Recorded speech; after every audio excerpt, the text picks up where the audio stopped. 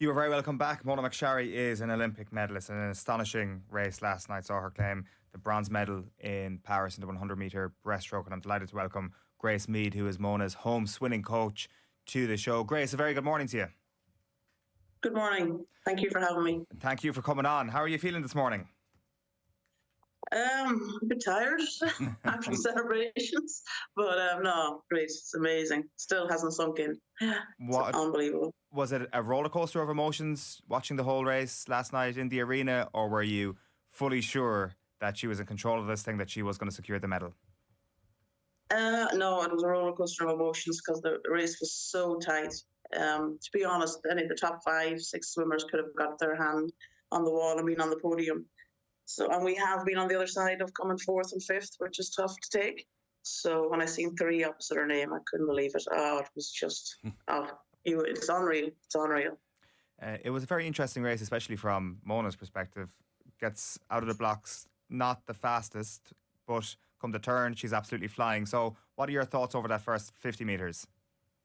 Yeah, she's swimming the first 50 much more controlled than before. She used to go out much faster because she knows her back end speed, which is second 50, is very, very good, and she now trusts it and believes in it. So she can swim a more kind of controlled race now. You know, she's learning. It's always a learning process. You're always experimenting on how to swim differently, and when you see others ahead of you, she's not starting to freak out anymore. She always used to love being ahead and let them catch her.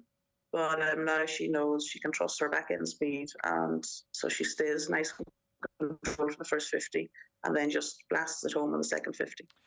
Is there an element in this as well in terms of trusting your own ability, trusting the race that you're swimming, especially given you can't see out of one eye? One of the goggles filled up with water, we understand. So that just adds a whole other level to this whole thing.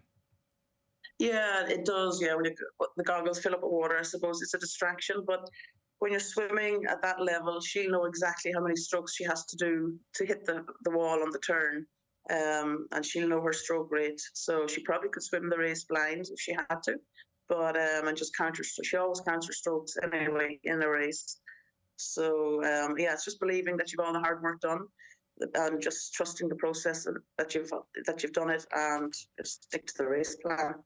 What about reaching the wall at the very end? I dare say that's not down to luck whatsoever. That 1/100th of a second is all the hard yards of training, and she absolutely nailed it.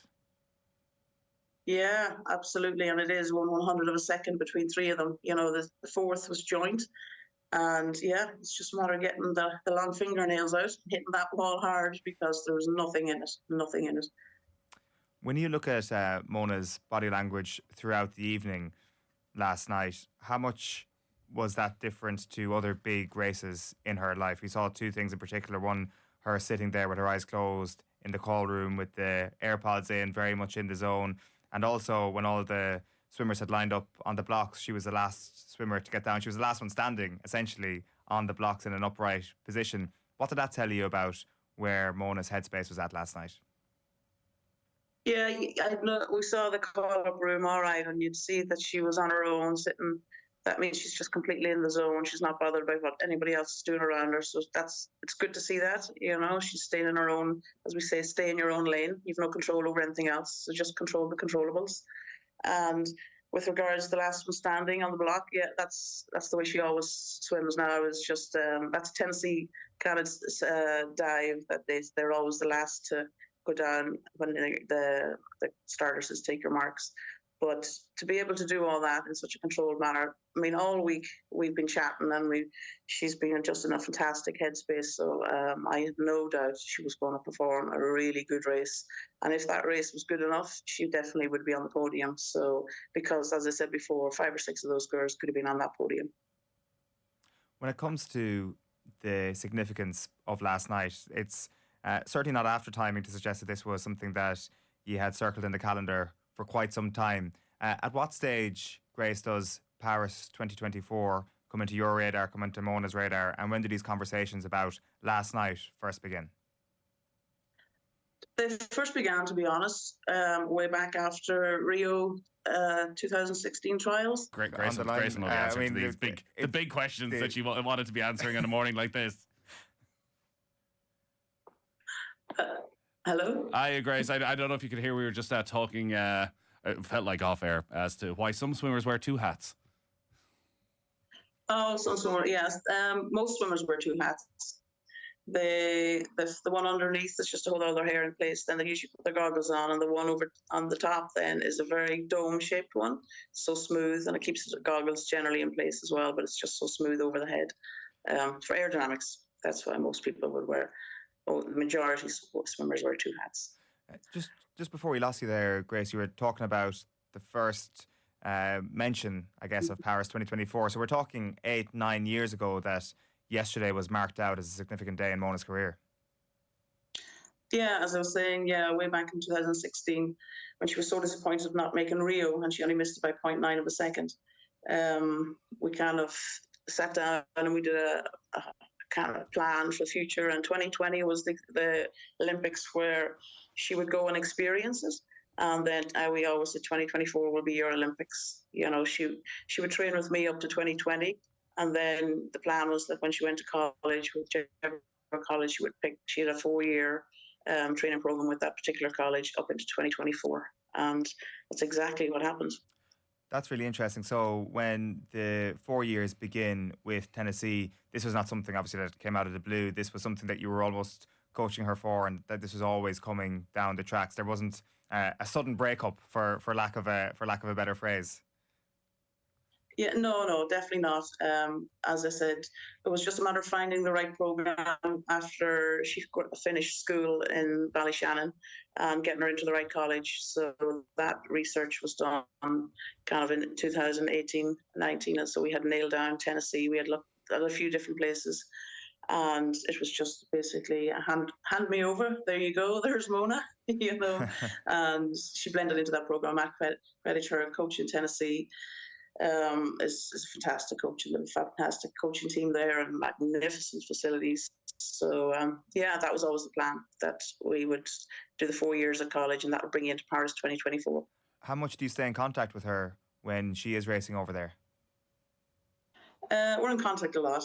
I'm not having any input into her training program with maths. I leave all that to them. I don't interfere with them. That's their program and they run a very, very good program. But Mona and I are in communications on quite a regular basis, you know, definitely kind of weekly, every other week or whatever. Or whenever she needs me, she knows I'm here and, you know, we're always in touch. What was it when you first met Mona that suggested she could go on and achieve something like this?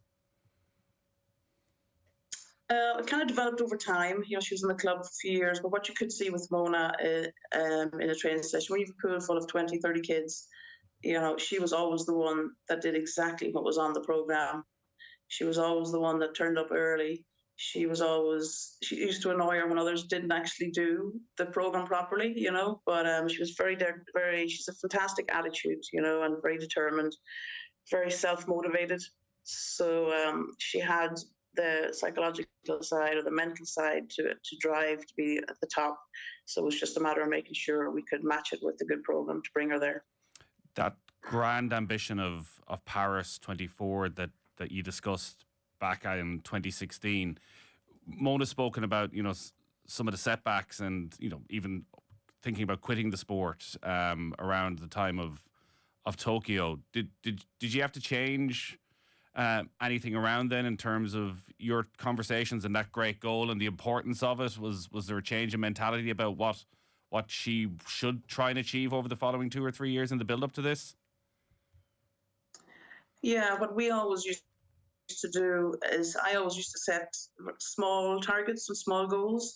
So it was never the 4-year big picture because that's quite daunting. So I always used to have certain small goals at Christmas, the following April, you know, different things along the way. And it doesn't mean winning a competition. Maybe it's doing swimming a race at certain strokes or different things. So after Tokyo, like most Olympians, experienced that kind of very low. But Mona struggled a lot with the next couple of years. So we were in touch quite a lot. And she did come home for a few months. And to be honest, it was just long conversations all the time. And we talked about why, you know, you wanted to do this. It was very important that she wanted to do it rather than doing it for others. It's all, it's really important that she wanted to do it for herself. So it was regards of setting up a network around her, a support team around her to get her through these days. So we talked through quite a lot on how we get that team around her to pull her through these tough days, But a lot of long walks on the beaches that year. Do believe that we have Grace back on the line. Grace, we were just asking you there before the line broke up, just about Mona's rediscovering of her love for swimming and getting this thing back on track in and around 2022. So what was it? What was it about Mona McSharry, and what did she rediscover about swimming in that tough period for her that gave her this kick to get to Paris? She had to really go back to why she started swimming in the first place, and we talked a lot about that. The love for training, the love for competing, and she had to find that balance between elite sport and training and life. I think swimming is a very lonely sport, so we had to try and find that balance where she was able to kind of do things outside of swimming, so that would help her love swimming again. And that's kind of the different things that she put in place to help her do that. The way she's talked after the race and even in the build-up suggests that even if she'd finished fourth, even if it was 100th of a second the other way, that she had that sense of perspective as to what it was all about and would have been able to deal with that. But it's hard to fully grasp just how big a moment having that 100th of a second and having that bronze medal and what it will mean for the rest of her life, the way that we adore our Olympians and our Olympic medalists. And, in 10, 20, 30 years, like the second someone like being Mona, it'll just be Mona now. She'll be able to go by one name, I suspect, from now on. Like, just how great of a life-changing moment it's going to be for her. Yeah, it is. As you say, from third to fourth is a huge difference. And, she has worked so hard on the mental side of the sport that's why she did say she'd be able to deal with if she got fourth, because she knows she's up there competing with the very best. And it's going to take an awful lot to beat those girls. But for her future, as I say, in swimming, in life in general, with achieving that goal, it will, as you say, change her life. And, as you say, she'll always be as Mona the swimmer from now on for Ireland. When you spoke about Paris for the first time 8 or 9 years ago, was a medal mentioned? Yes. You kind of have to mention it, right? It is. Yeah, you got to aim high, and there's no point in aiming low. We always meant not a medal as much, the podium. Podium was always mentioned. Yes, the Paris 2024 is yours. You'll be on the podium. That's what we always said. Quite a few people fascinated by the end and the touch, because there was a race just before that where the four male swimmers, I think it was 1500ths of a second between the top four, and it almost looked like the British swimmer who came fourth was leading into the final stroke but just didn't get the touch right. And even last night it looked as though Mona had touched second, but maybe didn't touch hard enough on the wall. Like, is that possible? Is it the first slight touch, or how does it actually work? Yeah, as we all say, hit the ball as hard as you can. But that's right. True, And Duncan Scott, he ended up fourth in that race. And as you say, it looked like he was coming in second. Where I was sitting last night, I couldn't see the finish line, so I didn't know how close. But it's all about that last cycle, stroke cycle, just to get your hands as fast as you can, as hard as you can on the wall. And it's a touch pad that you've got to push in. So, it's supposed just about hitting it before everybody else.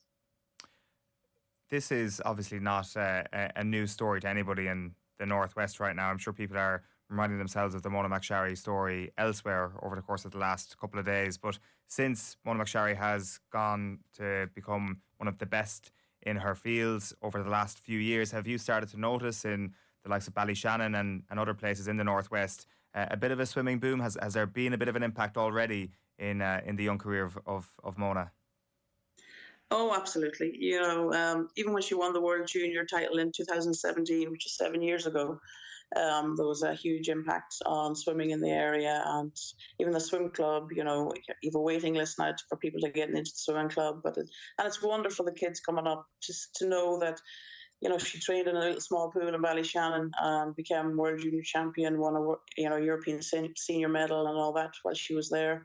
And it can be done in a small community. It's all about hard work, making the best of the facilities you have, but don't feel they'll ever restrict you or limit you to your ambitions or your dreams. So there's definitely a knock-on effect, and I've no doubt there'll be a huge knock-on effect after this. And I think everything that you've said this morning as well is such an example for other people that I think, don't want to speak for you, but it definitely feels that the self-motivation of Mona herself, the motivation of the parents, was as big a factor in this as her natural talent. Oh, absolutely, yeah. I mean, you need that intrinsic motivation and a family that supports you rather than pushing you. But and her family have been incredible. Her mom, Viola, is just an amazing woman that's been everywhere with her, brought her everywhere. Opportunities that came her way, she made sure she was able to take them. And because, as sport isn't cheap and everything is very costly, and a lot of, not only financially but family time wise and things like that. It's a massive commitment from everybody. So hats off to them that they guided her and gave her the opportunity to do what she did. Were you speaking to Mona last night? Just by text, yeah. I don't think she'd have heard me where I was. What's the expectation for the 200? The 200, as we always say, one race at a time. But she swam a fantastic race there about 5-6 weeks ago in the Canadian International Invitation. So if she can match that, I would hope we'd see her in the final. But this is going to be a very tough one. There's a lot of very good 200 breaststrokers. We never had mentioned medal in this one, but we always live in hope. Yeah, absolutely. And I think there's plenty of it after last night. Yes, absolutely. Listen, Grace, it's been an absolute pleasure chatting to you. Thanks so much for taking the call this morning. You're very welcome. Thank you.